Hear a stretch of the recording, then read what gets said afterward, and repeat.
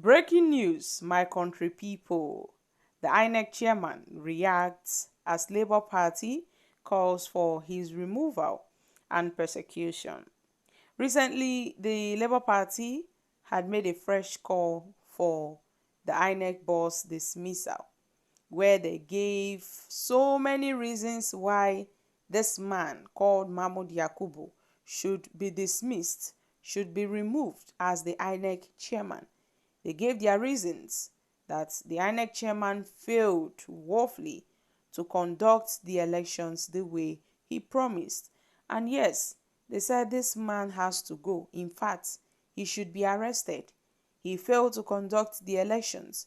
This man had done sufficient damages to the nation's electoral process and should be made to answer for his actions. The Labour Party made this known, in a fresh call for Mahmoud Yakubu's removal. Now, the chairman of the Independent National Electoral Commission, Professor Mahmoud Yakubu, has reacted to the demands for his removal as the chairman of the commission and the persecution by relevant authorities over his alleged electoral heist. Let's find out more as we hit the news. But if you're joining us for the first time, you're very much welcome. I sincerely appreciate your presence. Kindly subscribe and please don't forget to give us a thumbs up. Thank you.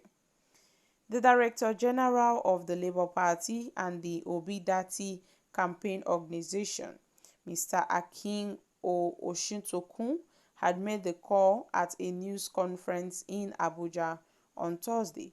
And Mr. Akin had, called on that this man called Mahmoud Yakubu should be removed.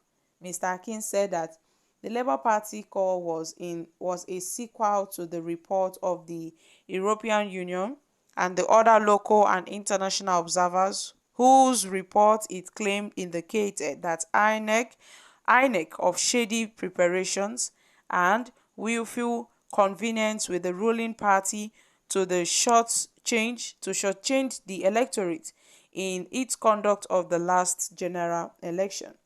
He equally accused the Inec chairman of lack of transparency in the management of public funds appropriated by the National Assembly for the Commission.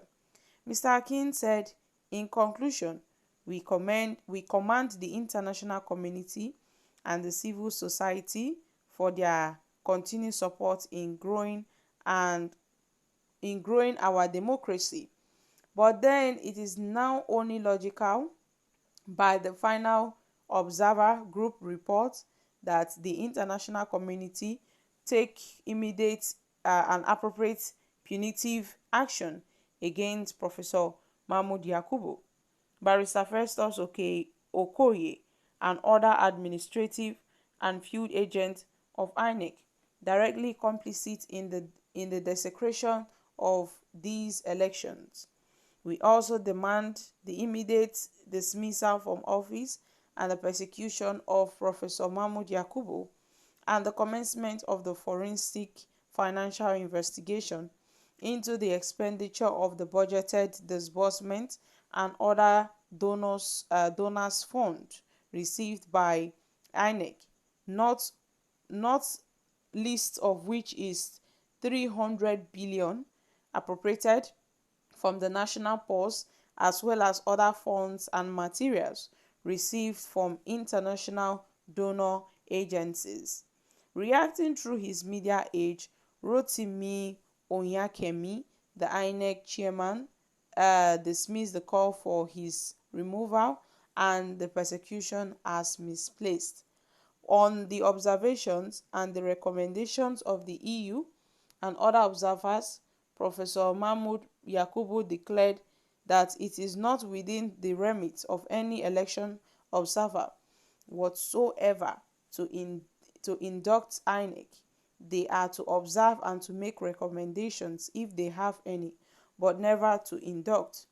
In the same manner, it is also not within the Labour Party's jurisdiction to demand the dismissal and the persecution of the INEC chairman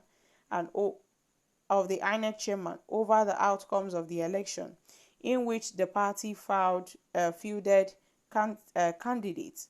Then the INEC chairman, Mahmoud Yakubu, noted that the same electoral process which the Labour Party has, condemned as shady, has ended one of its state governor, 8 senators, and 35 House of Representative members, and 38 members of the State House of Assembly.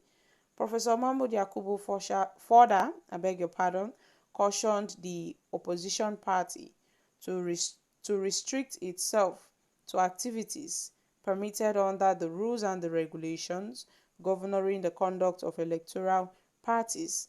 Yakubu's response reads in part: the latest and the familiar call by the Labour Party for the removal and the persecution of INEC chairman Professor Mahmoud Yakubu is replaced. The resources adopted by the party for making the demand are not even uh, logical but also ridiculous. Illogical but also ridiculous. To be sure, election observers, both the local and the international, are accredited by INEC to observe elections under specific rules and regulations, and under these rules, they are required to submit their respective reports to the Commission, and such reports may or may not include their recommendations. Therefore, it is not even within the remit of any election observer whatsoever to induct INEC, and they are to observe and to make recommendations if they have any, but never to point fingers at INEC, never to condemn INEC that they've done bad. And in the same manner, it is not within the Labour Party jurisdiction to demand the dismissal and the persecution of the INEC chairman over the outcome of an election in which the party had fielded candidates. And interestingly, arising from the outcome of the same 2023 general elections, the Labour Party has produced one state governor, 8 senators, 35 House of Rep members, and 38 House of Assembly members. It is surprising and strange that a political party that is in court to challenge the outcome of the 2023 presidential election will still go about openly advocating the issues before the court at press conference, which it knows is sub juris. Well, the Labour Party is one of the 18th political parties registered and being regulated by INEC in Nigeria. The party will do well by restricting itself to activities permitted under the rules and regulations governing the conduct of the political parties. Guys, this is coming from INEC. Well, my country people, the INEC chairman once again defends himself and has made it known that the election that the Labour Party are saying it is not perfect, but the same election produced Governor Alex Oti, it produced other Senate members, it produced other House of Rep members. So they shouldn't say that the election was flawed. So guys, what are your thoughts on this? I'm dropping here. Kindly share your thoughts concerning this in the comment section. Thank you. Bye for now.